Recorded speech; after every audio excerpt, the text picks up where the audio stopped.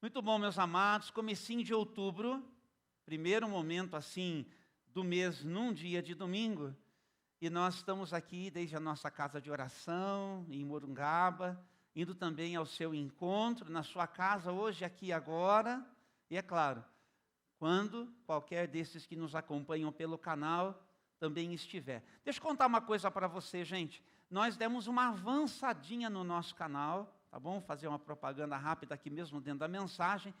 E estamos quase lá, quase nos 1000 inscritos. Eu queria pedir mais uma vez a sua ajuda, o seu esforço, que você vá até o nosso canal no YouTube, que você faça ali a sua inscrição.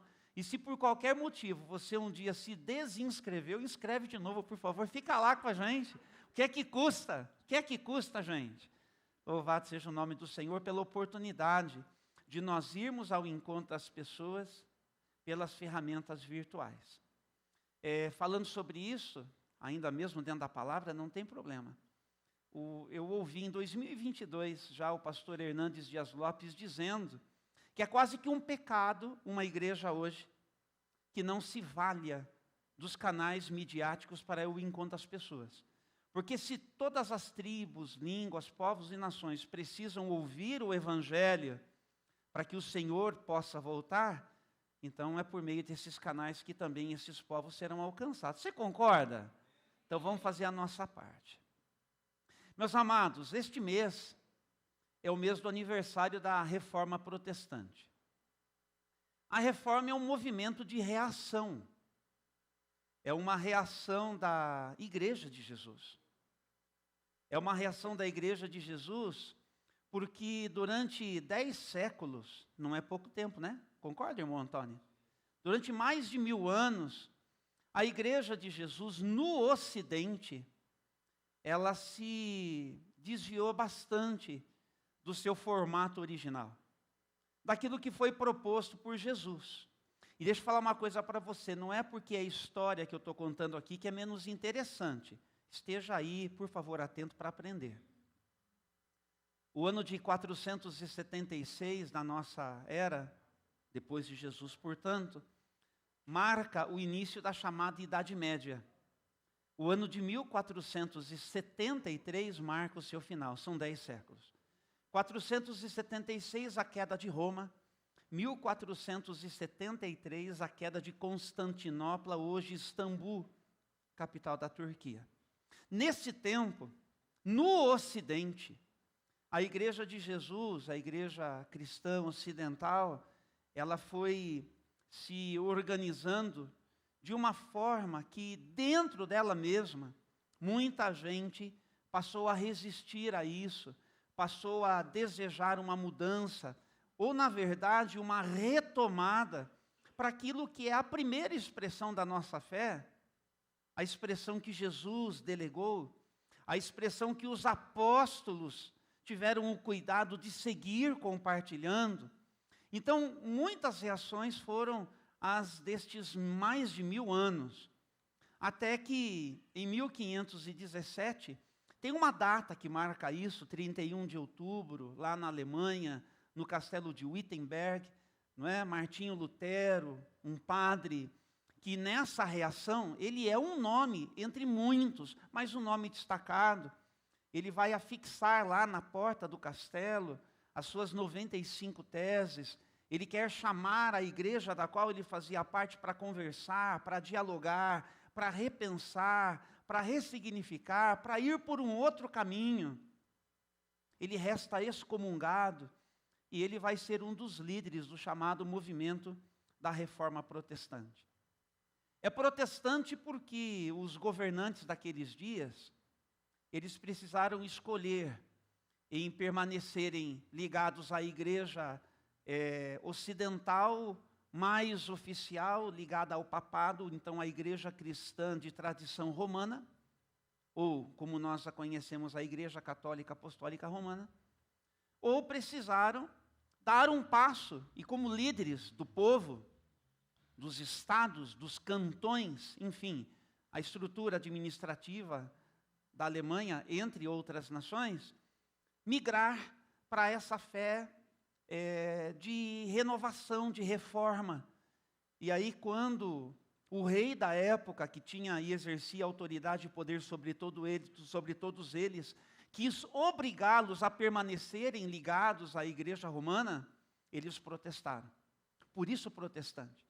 Porque eles levantaram a bandeira para dizer assim: nós temos o direito de nos organizarmos na nossa fé da maneira que nos parecer mais sensato, mais adequado, mais conveniente.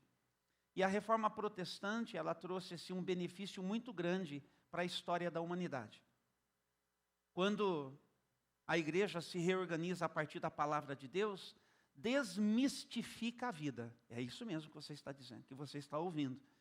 Eles vão continuar dizendo assim: nós cremos acima de tudo em Deus, mas ao ser humano foi dada a oportunidade de se organizar na sua vida em benefício de si mesmos.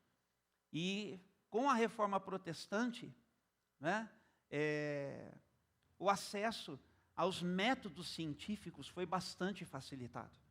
Então, tudo que a gente conhece de desenvolvimento científico começa com a reforma. Uma outra coisa que aconteceu é que foi proposto dar a palavra de Deus na língua do povo, para que todos pudessem ler a palavra de Deus, tomando as suas Bíblias e tendo acesso a ela. Isso trouxe uma revolução para todo o sistema público de ensino. E desde a Alemanha e toda a Europa, ela foi absolutamente facilitada e favorecida e afetada pela reforma. Então, tudo que é projeto educacional que você possa imaginar, foi a reforma quem promoveu, foi a reforma quem produziu. Então, nunca permita que qualquer pessoa desavisada, mal informada, diga que a nossa fé, ela castra, que ela fanatiza. Tem essas coisas, mas não é esse o nosso chamado. Não é essa a proposta e não é isso que Deus, por sua palavra e pela ação do seu Espírito nas nossas vidas, ela quer operar e ela quer fazer e ela quer realizar. Então, obviamente, me pareceu adequado que neste mês de outubro, nós possamos falar sobre alguns fundamentos que foram resgatados sobre a bandeira da reforma protestante. E o primeiro desses fundamentos é esse que você já está vendo aqui atrás de mim: a graça preciosa. E para a gente falar sobre isso, nós vamos abrir em Lucas, no capítulo de número 19. E nós vamos ver esse texto muito conhecido, dessa história de verdade. Lucas 19, nós vamos ler esses 10 versículos. Diz assim a palavra do Senhor. Dê-me a sua atenção, por favor, nesses próximos 20, 30 minutinhos, vamos tentar ficar assim. Jesus entrou em Jericó e atravessava a cidade, e ali havia um homem rico chamado Zaqueu, chefe dos cobradores de impostos. E ele tentava ver Jesus, mas era baixo demais e não conseguia olhar por cima da multidão. E por isso, ele correu adiante e subiu numa figueira brava, no caminho por onde Jesus passaria. Quando Jesus chegou ali, olhou para cima e disse: Zaqueu, desce depressa, hoje devo hospedar-me em sua casa. Sem demora, Zaqueu desceu e com alegria recebeu Jesus em sua casa. Ao ver isso, o povo começou a se queixar. Ele foi se hospedar na casa de um pecador. E enquanto isso, Zaqueu se levantou e disse: Senhor, darei metade das minhas riquezas aos pobres, e se explorei alguém na cobrança de impostos, devolverei 4 vezes mais. Jesus respondeu: hoje chegou a salvação a esta casa, pois este homem também é filho de Abraão, porque o Filho do Homem veio buscar e salvar os perdidos. Essa é a palavra da salvação. Louvado seja Deus. Deus nosso Pai, obrigado pela bênção de hoje pela manhã.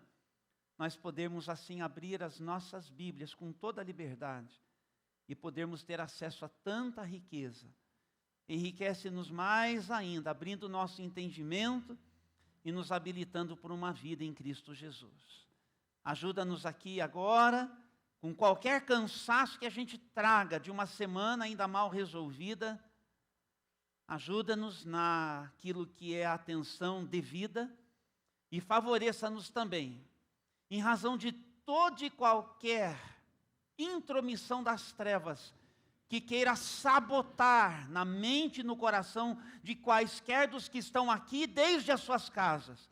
Coloque as tuas mãos, frustre as trevas e glorifica o teu nome. Oramos agradecidos em nome de Jesus. Amém. Amém e amém. Este é um dos textos mais preciosos para falar dessa também preciosa graça, tão preciosa graça. O Zaqueu, ele não só é um cobrador de impostos, e você sabe que imposto, de maneira geral, ninguém gosta de pagar. Mas naqueles dias, o povo de Israel, ele estava bastante sufocado. Israel é uma província romana. E eles pagam muitos impostos para sustentar a máquina. E é claro que eles não estavam satisfeitos com o retorno que recebiam. Eles estavam, na verdade, assim, sufocados por tudo isso.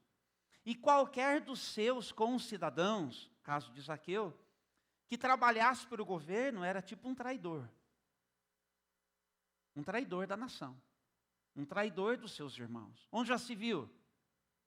Mas Zaqueu não só era um cobrador de impostos, mas diz aqui o texto que ele era um dentre os seus maiorais. Então ele era tipo assim, o chefe da alfândega do lugar. Ele era o responsável do lugar. E não bastasse isso, quando a gente percebe a reação que Zaqueu teve nesse encontro com Jesus, de devolver, e ele não diz apenas em meramente devolver o que possa ter tomado ilicitamente, mas fazer isso de forma quádrupla, 4 vezes mais, é de se pressupor que ele ganhou dinheiro de forma ilícita, no exercício da sua profissão. Parece que isso aqui é o que realmente acontecia. O cobrador de impostos, ele tinha uma comissão que ele ganhava em cima dos impostos arrecadados. E é bastante comum na literatura, dos que estudaram a profissão da época, contarem para a gente que eles acresciam isso de um pouco mais. E ilicitamente, portanto, enchiam o seu próprio bolso, faziam assim a sua própria vida. Então estava errado, era ilícito, era vergonhoso, era pecaminoso.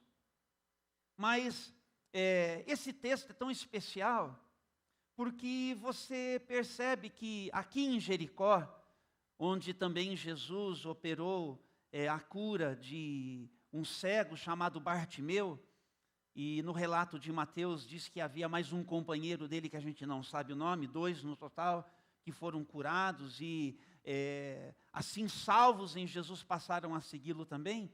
Nesta mesma cidade, neste mesmo incidente, neste mesmo movimento, tem esse encontro com esse homem chamado Zaqueu, de quem eu já falei um pouquinho para vocês. Então, você percebeu aqui pela leitura, como que o povo daquela cidade ficou muito incomodado. Onde já se viu, missionária Marcela, Jesus ir lá para a casa do pecador? Onde já se viu uma coisa dessa?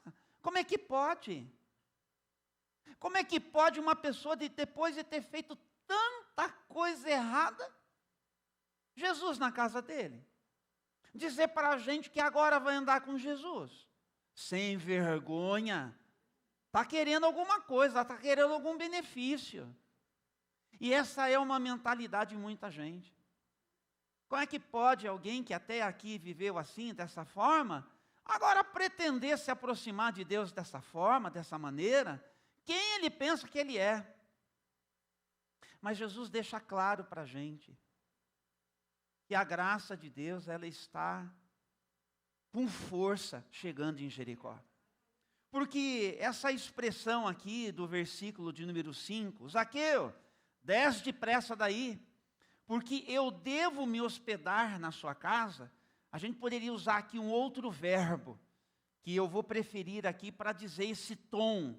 Convém-me, é conveniente ou é necessário que eu me hospede na sua casa. Jesus está dizendo, eu estou em missão, e esta missão envolve salvar vocês aqui. Esta missão envolve você. Meu querido, você está comigo? Você entendeu o que foi que Jesus também fez por você? Sabe quando ele chegou lá? Quando foi que ele chegou lá? Quando foi que você escutou ele dizendo isso para você? Para você. Preste atenção. Escute isso. Para todos nós que estamos aqui, que ainda não caiu a ficha direito, para todos nós que estamos aqui, que ainda não nos permitimos envolver com Jesus, com tudo que a gente pode, presta atenção. Jesus está dizendo, um dia, em missão, foi a minha missão, foi a minha tarefa, e eu não abri mão de ir buscar você onde você estava. Eu é que fui ao seu encontro. Diga como o Santo Antônio, diga assim, glória a Deus, Jesus foi ao meu encontro. Ao meu encontro, Jesus foi ao seu encontro. Diga para quem está ao seu lado, um dia Jesus foi ao seu encontro. E como termina o texto aqui, diz que ele veio para buscar e salvar o perdido. Quantos estavam um dia perdidos? Você estava perdido? Você reconhece isso? Porque quem não reconhece, orgulhoso está. Me desculpe, alguém tem que te falar. Alguém tem que nos dizer que a gente não se basta. Jesus precisa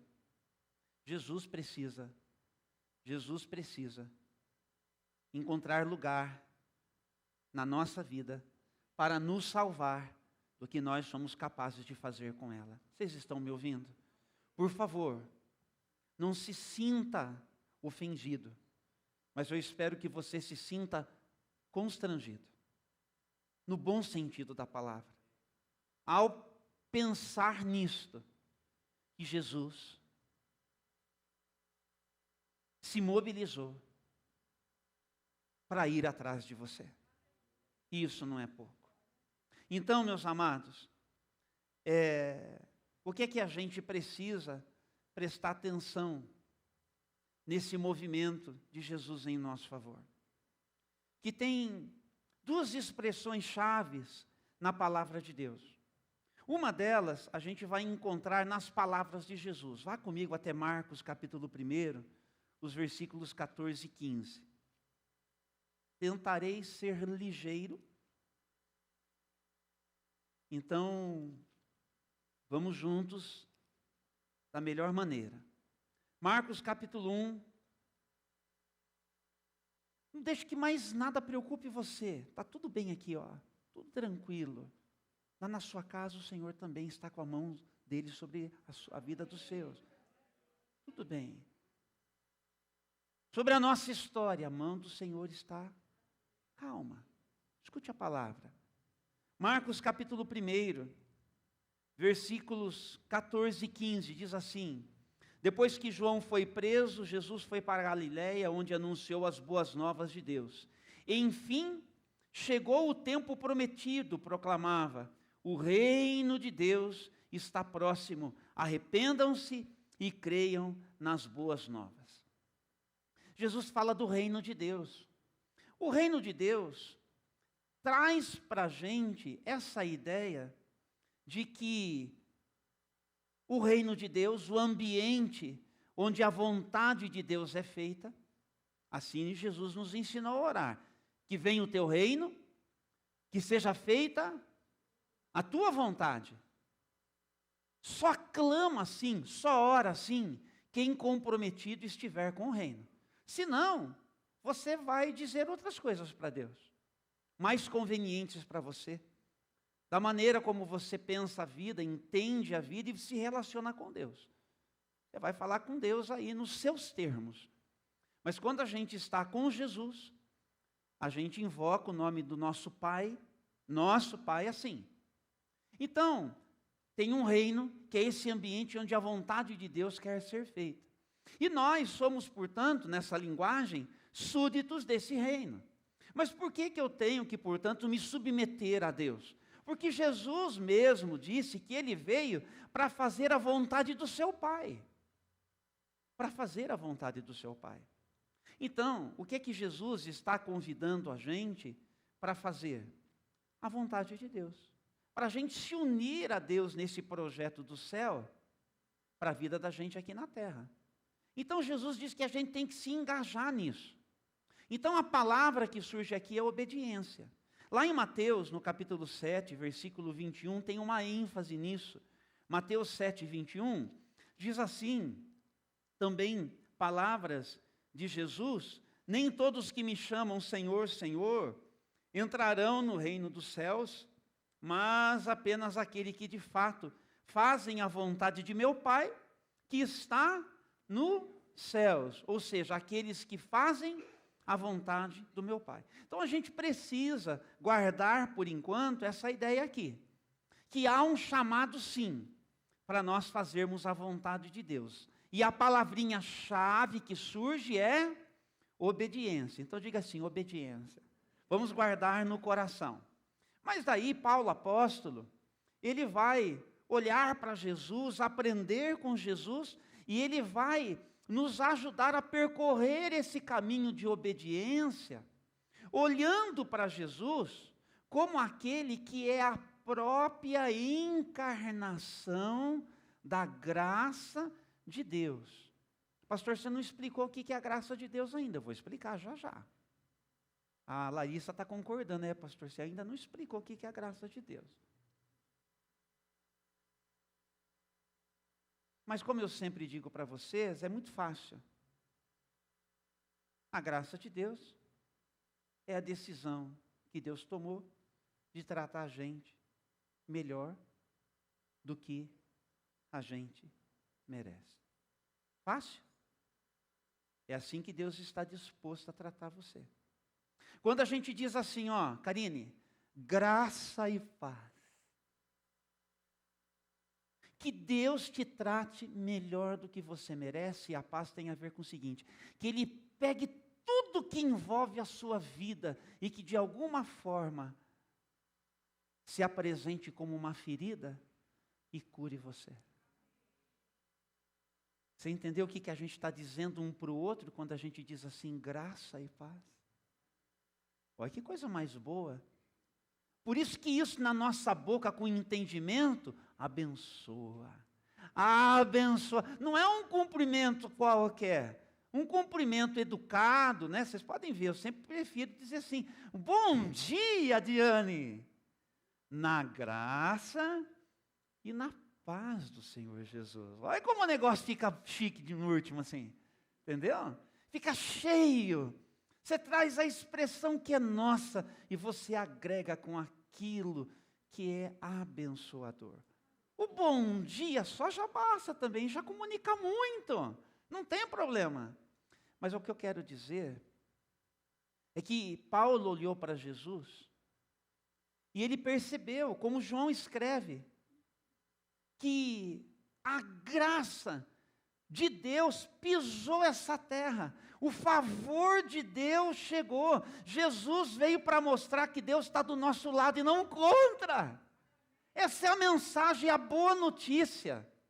E aí quando Paulo, ele olha para Jesus e ele entende isso, lá em Atos capítulo 20, versículo 24, quando ele fala da tarefa dele, ele vai dizer o seguinte para a gente, olha, a minha vida não vale coisa alguma para mim, a menos que eu a use para completar a minha carreira e a missão que me foi confiada pelo Senhor Jesus. Dar testemunho das boas novas da graça de Deus. Aí a gente tem reino de Deus, e agora a gente tem graça de Deus. Por que isso é importante? Porque a graça faz a gente, leva a gente a dar uma resposta de fé em obediência, mas não pensando no que a gente vai ganhar de Deus por fazermos a coisa certa, porque a gente já ganhou sem ter que fazer nada. A obediência não tem a ver com conquistar a nossa salvação fazendo direito. A obediência não é isso. E toda vez que a igreja se organizar assim, ela só vai ser religiosa. Religiosa. Só. Vou dizer de novo. Só isso é muito pouco.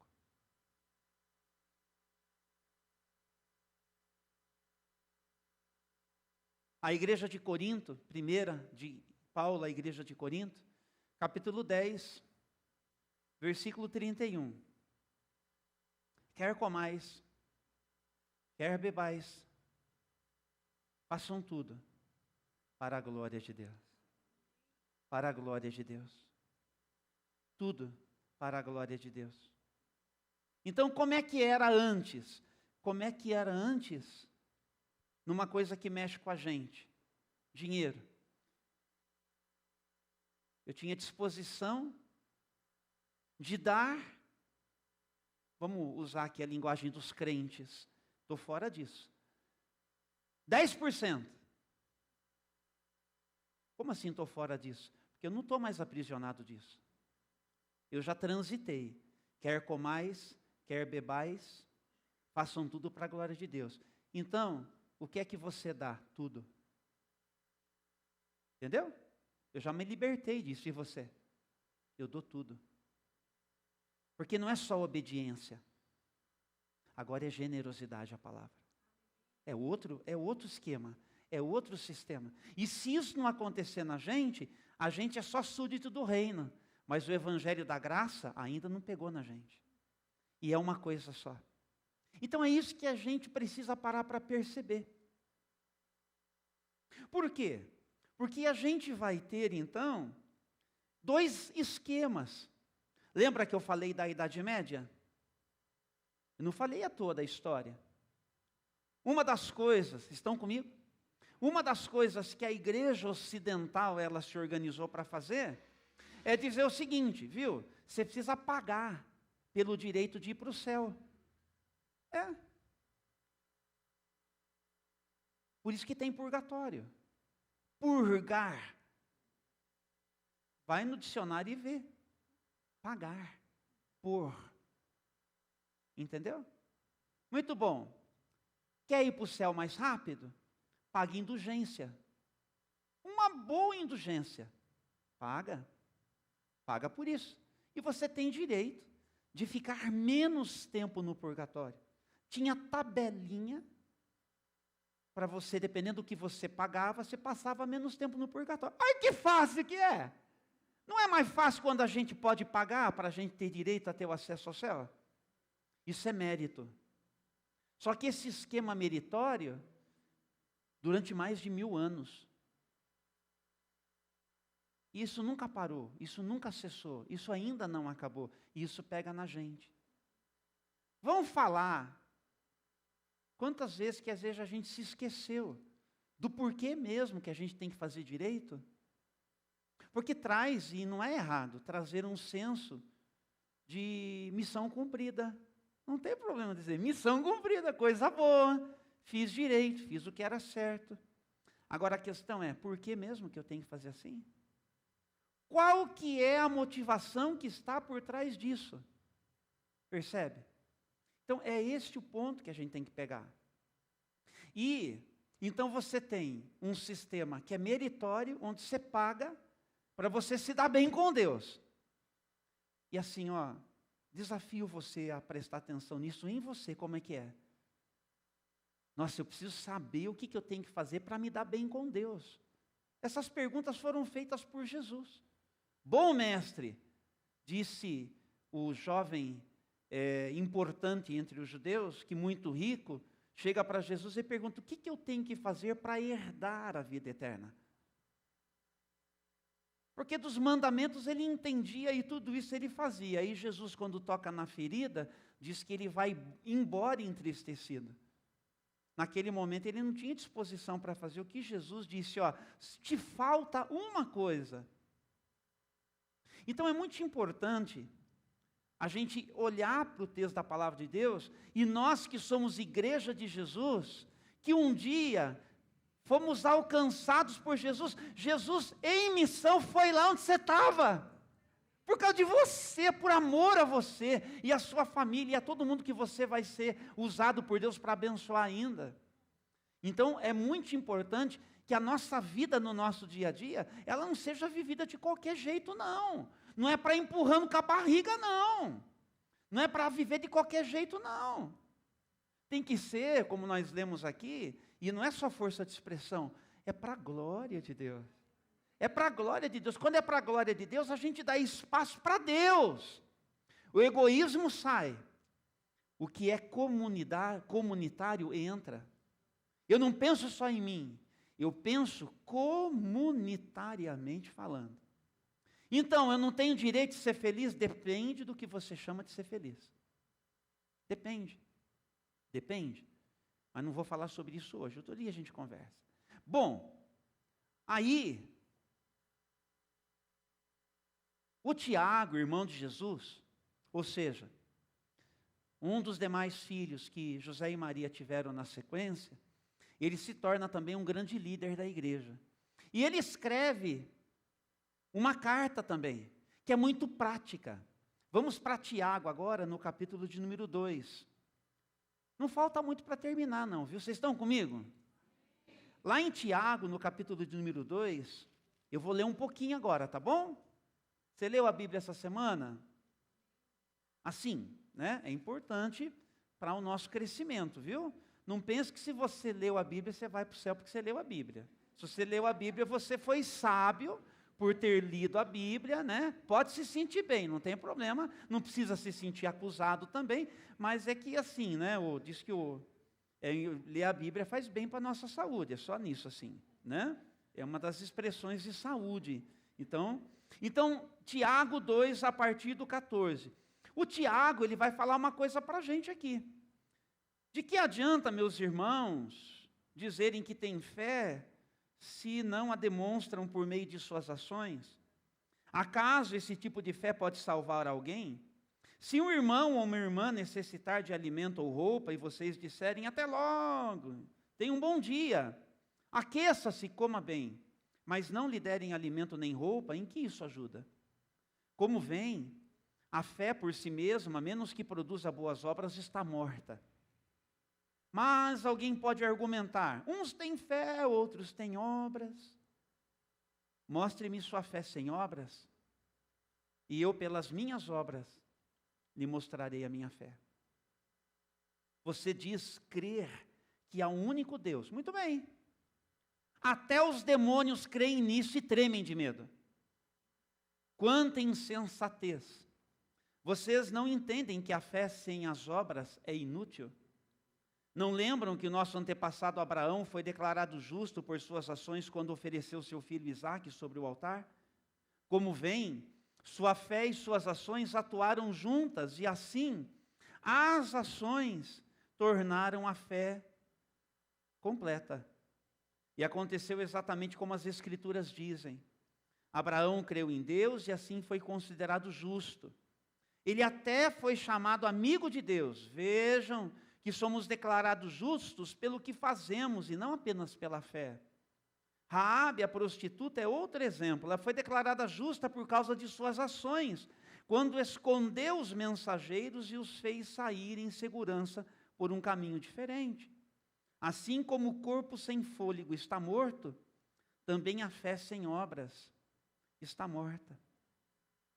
Então, o Tiago, que é muito prático, Ele está dizendo que quem tem fé em Jesus dá visibilidade a isso através da sua vida. É isso que ele está falando. Isso é muito importante. Mas em nenhum momento ele está falando que é através do que a gente faz que a gente compra qualquer benefício de Deus. Só está dizendo que a fé que eu tenho precisa ganhar visibilidade. Percebe como tira a gente da nossa zona de conforto? Percebe como a gente não pode ficar insensível, nem viver desatento a nada que acontece ao nosso redor? Esse é o nosso chamado.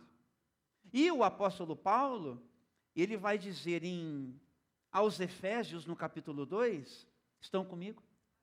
Estamos indo bem aqui, eu estou até feliz que a gente está caminhando bem aqui. Efésios, capítulo de número 2, e ele vai dizer o seguinte, a partir do versículo de número 8. Vocês são salvos pela graça, por meio da fé. E isso não vem de vocês, é uma dádiva de Deus.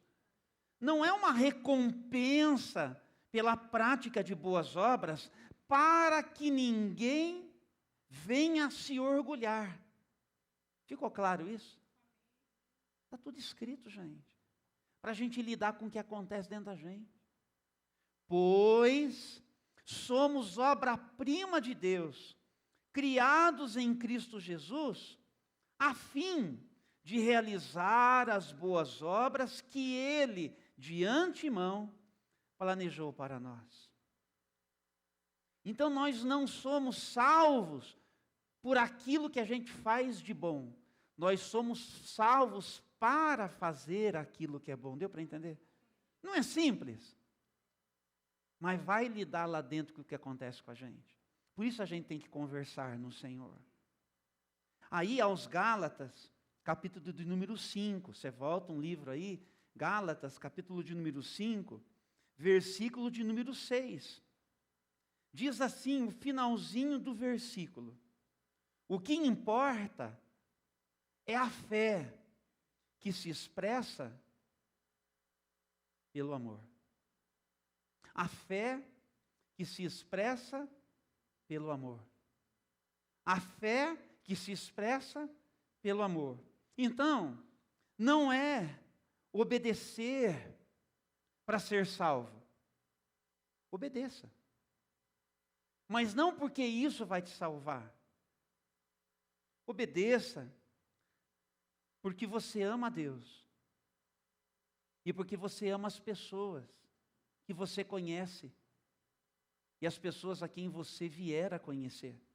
E mesmo as pessoas que você não conhece. Porque é nisso que se resume tudo o que foi escrito, o que está revelado na palavra. Jesus dizendo, a lei e os profetas se resumem nisso. Amarás o Senhor teu Deus com todo o teu coração, com toda a tua alma, com todo o teu entendimento e com todas as tuas forças. E ao seu próximo como a si mesmo. Então, o que a gente precisa alcançar aqui hoje?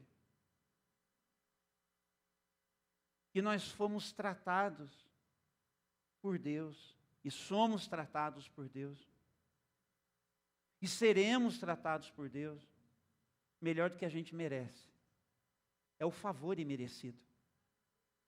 É a decisão que ele já tomou, ele não abre mão disso. Não é que ele não vai disciplinar, porque você sabe que isso tem valor. Não é que ele não vai se valer de tudo que acontece que a gente dá causa para tentar, para produzir algo de bom na vida da gente, forjar o nosso caráter através disso. Mas porque nós já fomos tratados, somos tratados e temos a consciência que sempre seremos tratados por Deus melhor do que a gente merece, a gente vai fazer isso com todo mundo que a gente conhece. E onde? Desde dentro de casa. Então por que é que eu vou tratar bem o pessoal de casa? Me xingou, me provocou, me desafiou. qual que é a reação em obediência a isso? Então a gente, pelo Espírito Santo, é lembrado do que é o melhor a fazer como nossa reação. Estão comigo? É prático isso? Não é?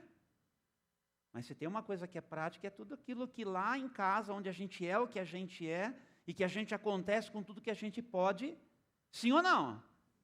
Lá a gente é o que a gente é.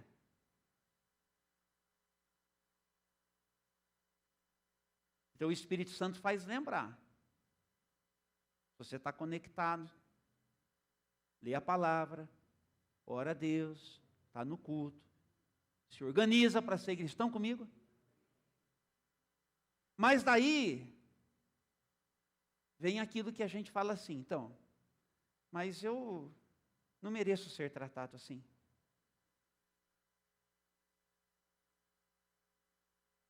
É verdade.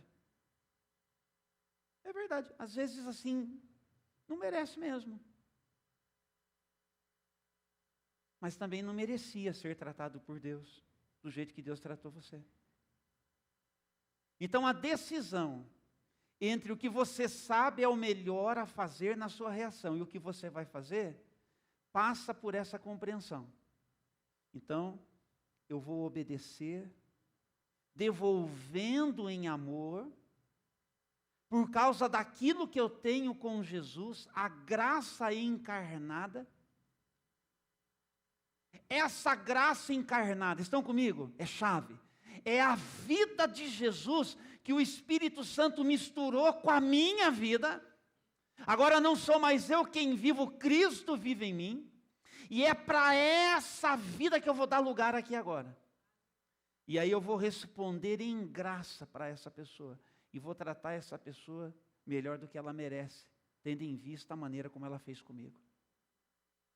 É isso que salva um casamento. É isso que salva uma relação de pais e filhos. É isso que salva uma relação entre pessoas que trabalham juntas. É isso que salva uma relação de amizade. É isso que salva a humanidade.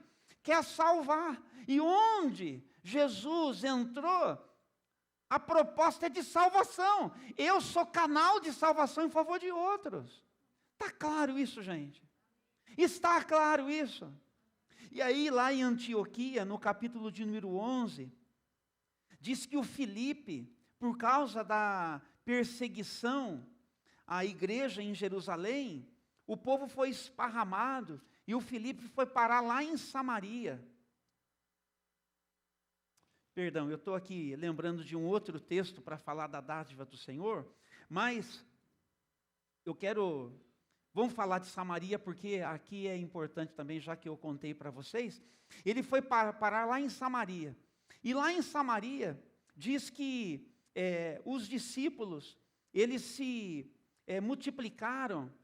E aí então diz que Pedro e João vieram para poderem orar em favor daqueles que tinham se convertido para Jesus. E aí então tinha um homem chamado Simão, ele era um feiticeiro, até então. E diz que também o Simão, ele se converteu a Jesus. E diz que o Simão, ele começou a seguir ali Filipe, e começou então a anunciar Jesus também. Mas quando Pedro e o João chegaram e fizeram a oração em favor dos crentes daquela cidade, o Espírito Santo foi derramado, e o Simão, feiticeiro anteriormente, ele disse assim, nossa, que poder que é esse? E aí ele diz o seguinte, viu, quanto que eu tenho que pagar para ter acesso a esse poder? E o Pedro respondeu, viu, você está com o coração errado, porque não é possível pagar por algo que é graça de Deus, por algo que é dádiva de Deus. Esse é o incidente, na verdade, no capítulo 8 do livro de Atos dos Apóstolos, que eu me lembrei aqui, quase emendei com outro texto que vai noutra direção, só para mencionar, é graça e é graça, não é por mérito, não é por conquista pessoal. Mas lá em Antioquia, também o evangelho chegou e nasceu uma igreja forte lá. É aqui que eu quero chegar para a gente terminar. E nessa igreja forte que nasceu em Antioquia, o Barnabé foi para lá enviado e ele se lembrou do Saulo, lá da cidade de Tarso, que tinha sido perseguidor da igreja, mas que agora se converteu a Jesus Cristo. E ele até tentou realizar a obra de Deus, mas não funcionou do jeito que ele pretendia. Não era o tempo de Deus com ele ainda. E por uns 10 anos, o Saulo de Tarso, ele não pôde funcionar com tudo o que ele podia. Mas daí o Barnabé se lembrou dele e falou assim: Saulo, vem comigo, vamos para Antioquia. E quando eles chegaram em Antioquia, eles passaram um bom tempo ali. E eles passaram aquele tempo ali ensinando sobre Jesus para aquelas pessoas. E aí então, lá no capítulo 11 do livro de Atos dos Apóstolos, lá no versículo de número 26, então, o Barnabé encontrou o Saulo, levou para Antioquia, eles permaneceram com a igreja um ano inteiro, ensinando a muitas pessoas, e agora essa expressão: foi em Antioquia que os discípulos foram chamados de cristãos pela primeira vez. Então, o que isso tem a ver com a gente? Essa palavra cristão, você já deve ter escutado, eu vou dizer de novo que você já sabe. Se não sabe, escuta pela primeira vez. Significa pequeno Cristo. É alguém que foi semeado ou misturado com quem eu sou. E que agora precisa crescer, para que ele possa aparecer. Convém que ele cresça e eu diminua. Essa é a nossa decisão da vida, como uma resposta à graça de Deus. E daí, gente, quanto mais nós entendermos isso, vai ser por amor, diga assim, amor, diga assim, gratidão, discernimento. É por isso que nós vamos obedecer a Deus. E assim nos tornando mais parecidos com Jesus. Isso vai fazer bem para você, isso vai fazer bem para quem você conhece, ou vier a conhecer e conviver. Voltando para Zaqueu, para a gente terminar. E enquanto a gente volta para lá, os nossos queridos aqui da música vão chegar, para a gente poder fazer uma declaração final cantando a nossa fé. É ligeiro, mas importante. O Zaqueu, ele se levanta, ele diz assim: eu vou dar metade das minhas riquezas aos pobres, se eu explorei alguém na cobrança de impostos, eu vou devolver 4 vezes mais. O dinheiro até então era o Deus dele. Ele se organizou na vida para ganhar dinheiro. Ele não estava preocupado com o que isso significaria na vida das pessoas que ele lesou, que ele feriu, de quem ele arrancou o que não devia. Mas agora, Jesus está dizendo, por causa da reação prática de Zaqueu, hoje houve salvação nesta casa. É prático. Porque Zaqueu está afetado pela graça de Deus. E porque Zaqueu está afetado pela graça de Deus, ele toma uma iniciativa de verdade. Naquele dia, Zaqueu tomou aquela. Neste dia, qual vai ser a minha e a sua? Percebe? Os irmãos entenderam essa palavra? Então, se você está aqui ou aí desde a sua casa, ouviu essa palavra e entendeu, nós não podemos sair por aquela porta da maneira como nós entramos. Nós precisamos sair com decisões tomadas. Tudo por causa da graça de Deus. Porque é mesmo que eu vou me reorganizar? por amor a Deus e por amor às pessoas. Esta é a sua resposta de fé. Quantos estão dispostos a isso? Eu termino lendo para vocês um trecho do livro Discipulado, de um pastor chamado Dietrich Bonhoeffer. Ele fala sobre a graça barata que nos convém. Mas ele fala sobre a graça preciosa. Me permita ler rapidinho. A graça barata é a graça que outorgamos a nós mesmos. A graça barata é a pregação do perdão sem arrependimento. É o batismo sem disciplina. É a comunhão sem confissão de pecados. É a absolvição sem confissão pessoal. A graça barata é a graça sem discipulado. É a graça sem cruz. É a graça sem Jesus vivo e encarnado. A graça preciosa é o tesouro oculto no campo, pelo qual alguém vende tudo feliz, tudo que possui. É a pérola preciosa pela qual o mercador oferece tudo. É o domínio do reino de Cristo, pelo qual o ser humano arranca o olho que o faz tropeçar. É o chamado de Jesus Cristo, pelo qual o discípulo deixa as suas redes para trás para segui-lo.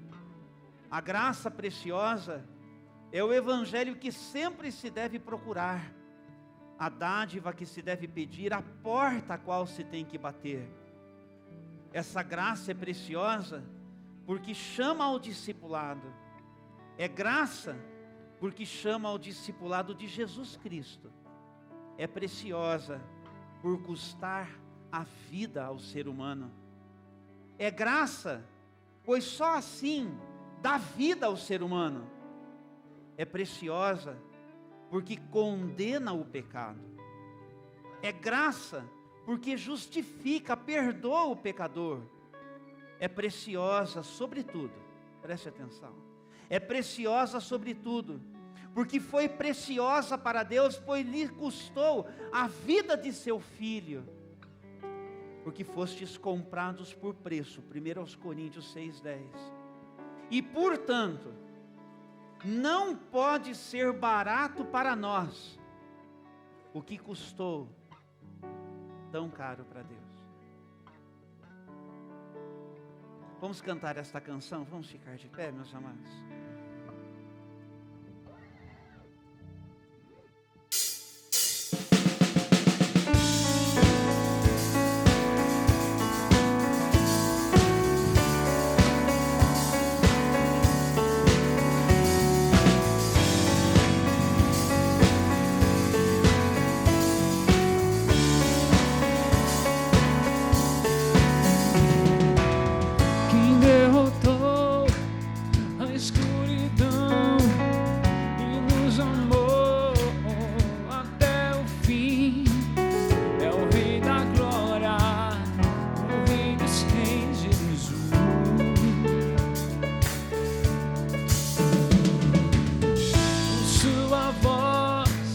Sacode a terra, em sua presença não há palavra.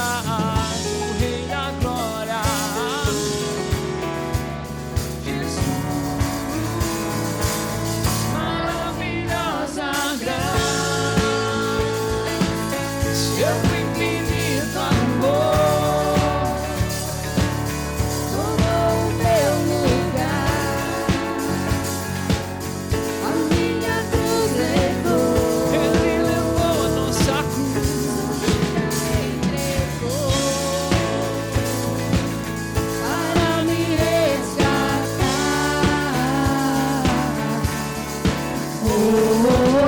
Já sempre eu canto o que fizeste a mim.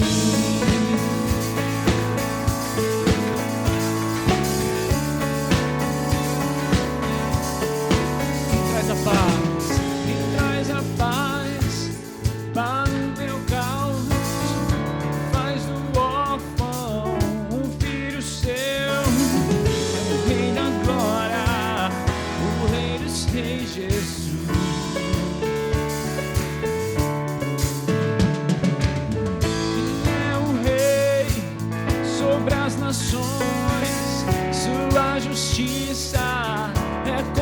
sol, é o Rei da glória,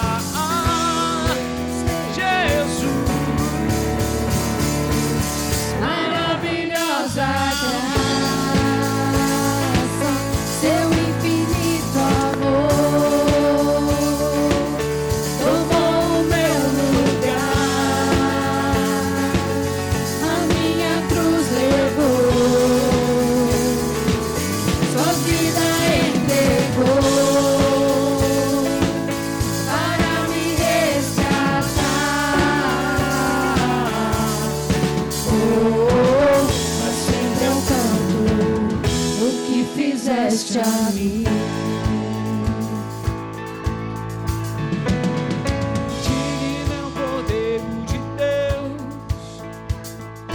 digno é o Cordeiro que a morte venceu, digno é o Cordeiro de Deus, digno é o Cordeiro que a morte mais uma vez, digno é o Cordeiro de Deus, digno é o Cordeiro que a morte venceu. Digno é o Cordeiro de Deus, digno, digno, digno, Maravilhosa graça, seu infinito amor tomou o meu lugar, a minha cruz levou, sua vida entregou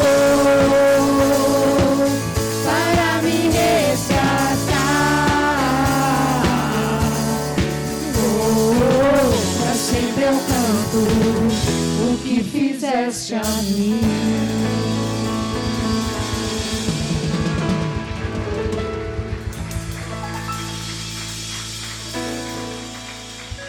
Abra suas mãos. Deus nosso Pai, hoje pela manhã nós estamos celebrando o seu amor por nós, a tua graça bendita, que o Senhor, na pessoa do Senhor Jesus, ó Deus, manifestou para nos resgatar, para nos alcançar. Foi por causa do que o Senhor Jesus fez que nós hoje podemos o que podemos no Senhor, como gente neste mundo afetada pela sua graça. Decisões foram tomadas hoje pela manhã, e que pelo poder do teu Espírito Santo, o Senhor possa seguir nos conduzindo e nos abençoando, para que nós sejamos abençoadores também, desde dentro das nossas casas e em favor de todo mundo que a gente conhece. Que isso seja uma expressão poderosa de que o teu reino, ele está no meio de nós, e de que ser um súdito deste reino, em obediência por amor a ti e por amor de uns para com os outros, esta é a melhor escolha e esta é a melhor decisão. Senhor, nós queremos consagrar as nossas vidas ao Senhor. E eu quero, juntamente com a tua igreja aqui reunida também, clamar, ó Deus, por este dia de eleições municipais no nosso país. Que o Senhor coloque as tuas mãos, que haja paz, que haja um bom caminho em cada cidade desta nação. Que o Senhor possa levantar, ó Deus, aqueles que, afetados pelo Senhor, possam, ó Deus, ser instrumentos do Senhor, para que a vontade do Senhor, desde as governanças, também tenha espaço e tenha lugar para ser manifesta. Abençoa aqui também na nossa cidade, e abençoe para que tudo vá bem, Senhor. Abençoe as famílias daqueles que nossos irmãos e irmãs são candidatos neste dia, a despeito do resultado, Senhor, que não só eles, como as suas famílias, sejam preservados serenos. Se houver vitória, que a celebração ela seja moderada, cheia de gratidão e de reconhecimento pela bondade do Senhor. Se a vitória não vier, que haja, ó Deus, bom senso, que haja coerência, que haja entendimento, que haja compreensão, que haja, Senhor, um acolhimento, ó Deus, disso também, sem prejuízo à comunhão e nem à fé. Nós queremos te agradecer, Senhor, porque nós somos apenas a luva que o Senhor veste, e que nessa consciência a glória continue sendo tua. Nós assim te agradecemos, e que a graça do nosso Senhor e Salvador Jesus Cristo, e que o amor de Deus, o nosso Pai, e que as benditas consolações do Santo Espírito sejam sobre a sua vida hoje e para todos sempre. Amém, amém e amém. Deus te abençoe. Uma boa semana. Aplauda o nome de Jesus, então. E a gente se vê na terça-feira, tá bom?